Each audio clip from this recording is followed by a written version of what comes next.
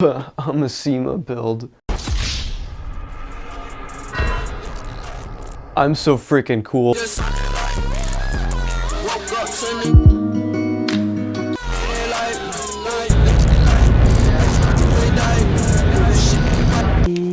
Ready for SEMA 2019. Check me out with my donks and my really bad welds.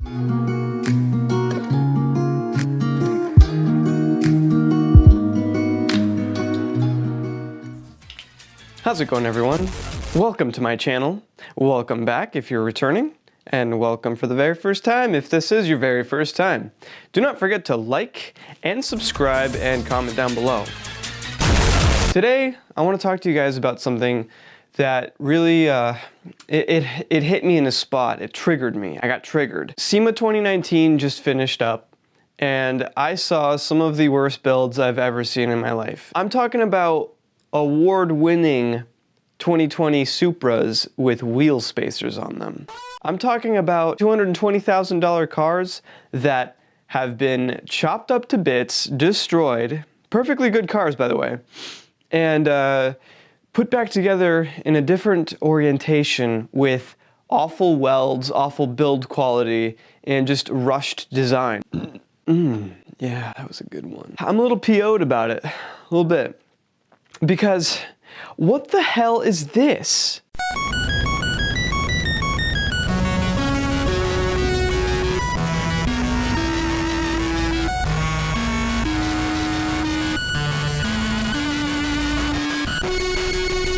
Car shows, at least in this country, have been getting worse lately. This video is about why SEMA sucks for the automotive industry, and why it sucks for the automotive enthusiast especially. It ends up hurting us in the end.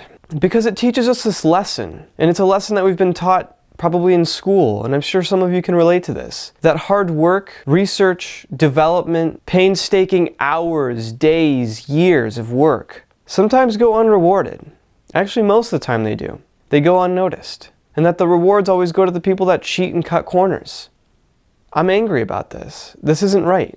We had beautiful cars come into the show this year. Rob Daum's single giant turbo 4-rotor billet tube chassis all-wheel drive lengthened widened super ship RX-7 thing. We also had the B is for Build Huracan come in, the very first ever manual swap, LS swapped twin turbo Lamborghini Huracan. Bring in these innovative new ideas. Things that haven't been done before. Literally have not been done before. And then we had this Huracan. What the hell is this? What the hell is that? Okay? Look at the welds. What is that? What the hell is this? I'll give him this. It's different. But sometimes different is bad. And that car is bad. Not because it's an exoskeleton Lamborghini, but because it's a poorly built, rushed, cut corners build exoskeleton Lamborghini. Because there's no passion really into it. It's just a trust fund. It's not painstaking hours, it's pretty much bought. And if you have the money to do that stuff, good on you. But if you have that kind of money, go do developmental stuff like Elon Musk. He actually provided something to the world of auto enthusiasts. We have cars that the Kaisel Salim, one of my favorite car designers, he made renders for cars that were built and were made, and these cars didn't enter any show, they were at booths. The B is for Build Huracan was at the Garrett booth because it was showcasing Garrett's new turbos. I believe that this car should have gotten even more attention than it got. Because although it's not the best build quality, B is for Build has every video out there showing how they built this car. So we know what type of effort has been put into this car and what's been done. We know that it was built in a garage, someone's backyard garage. Same thing with Rob Daum. Like, Rob Daum built this car mostly in his shop. Yes, he did go to professionals for some key things, like the chassis, the tube chassis. He did go to professionals for that because that's a very important thing for safety, because his car is actually innovative, because he will be using it for competition. It's not just a show car, it's a race car. And something I was told when I first got into cars is that a race car can always be a show car. A show car cannot always be a race car. If you want to build an exo car or a jacked up truck or whatever, you know, do it. But if you're gonna bring that to a car show for car enthusiasts that has a lot of publicity and you're going to win awards with that, oh man, you better have good build quality. You better showcase that you have actual passion for this and that this isn't just about winning awards for you. You better show the world that car enthusiasts are full of passion and that they care about technology. Ernest Hemingway said that one of the few sports that are actually sports is motor racing because of the technological innovation and the danger behind it. How do you get away with wheel spacers on a car that wins the show? How do you get away with this stuff? Like, I wouldn't let this stuff slide. I would be looking for this stuff as a judge. Look, I understand SEMA is crunch time. I understand that deadlines, sometimes you need to rush to meet them. College has been like that. Jobs have been like that for me. These videos sometimes are like that for me, especially that I was just sick. I'm still recovering somewhat. I understand that rushes happen. But if you're gonna rush, you know, at least like be transparent. Put it out there like, hey, this isn't the best product I could have brought you guys. You know, post it on your social media, make it known. Don't let people think that this is okay. You can't just come into a massive, well-known car show or car meet or cars and coffee or whatever you want to call it. If you can't bring your build to a racetrack and have it pass inspection, don't bring it onto the showroom floor. If it can't pass inspection, it doesn't belong on the showroom floor unless the point is to not pass inspection. If you're trying to show something that's not exactly innovative, but it's more of like an art thing, understandable, but that also needs to be known. It needs to be known if you're going to be doing that.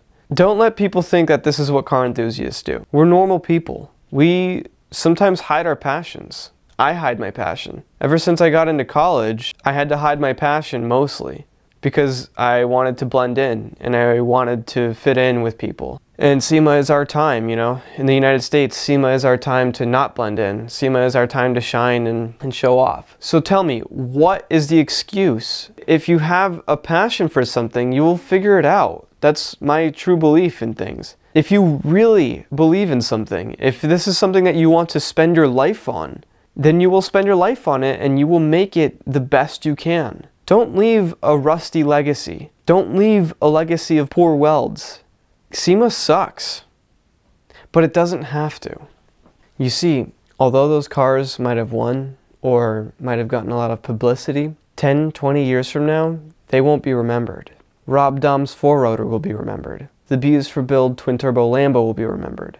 Every other cool build will be remembered. Kaizo Salim's renders that turn out to be brand new actual cars, like the Polestar 1, that yellow, awesome, crazy wide-body Volvo thing. It's new and it provides something to the market. Because if you happen to be a car enthusiast and you like luxury cars and you also have a lot of money, it's very likely that you'll buy a Volvo Polestar. And if you buy a Volvo Polestar and you want to make it wide body and cool and lowered and just look awesome, you know, Kaizo Salim has made it possible with the collaboration of some other companies. If you want to say anything about these builds, if you disagree or agree with me, comment down below. Tell me about your thoughts. I want to know what you're thinking. I want to know how you feel about this stuff. How do you feel about, a Butte? How do you feel about SEMA? Tell me. And what was your favorite build? Personally, mine was Rob Daum's RX-7. Super humble, super awesome guy. He just works. He makes things happen. That's something to be revered in this day and age because there's a lot of people that cut corners and cheat and they win. We let them win. It's almost like we willingly close our eyes to the things that we see literally happening in front of us. Stop letting stupid people get famous. There's other wow factor things in the world. It might be a little bit more nerdy, or it might be a little bit less wow, but guess what? Those things are the things that are going to bring humanity and the rest of the world as an entire ecosystem forward. Car guys aren't trying to ruin the world. It's not about polluting the world for us. It's not about that. It's about making horsepower. It's about making torque. It's about making safer cars at higher speeds. It's about creating new and different ways to tackle problems that we handle on the roads. We have 18 different types of suspension that can go in the front of cars on mass-produced vehicles because of motor racing, because of shows, because of people having friendly competition. If you take friendly competition and you chop it up and you sprinkle a whole lot of BS in there and cheating and lying and just shady and shoddy build quality, what the hell are you left with? It's our responsibility. It's our responsibility to hold people accountable. This is serious. I'm sorry that this was more of a serious video for you guys, but it's just something that I had to get off my chest, you know? I saw it happening and I cannot believe the audacity of some people. Anyway, this has been Manny with Manny Marvelous YouTube channel. Thank you for watching. I appreciate each and every one of you, each and every one of your views. Thank you for helping me cross over the 10,000 view mark on the channel in total. We're currently sitting at about 18,000 watch minutes. I think I need about 225,000 more in the span of a 365-day period to get monetized. So please watch my videos, I guess. I don't know. If you feel obliged, you know, click on the left or right or wherever I put the videos up on the send screen. Enjoy them. Tell me if you enjoyed this video. Share it with a friend. It really helps out the channel, and I want to bring more content to you guys. And the more content I can bring, the more often I can post, and the more variety I can bring to you guys. Not just a rant video or news or a car review. I want to be doing different things multiple times a week. I want this to become not only a reputable news source for you guys, but also a reliable source of entertainment. I appreciate each and every one of you. Thank you very much. I love you.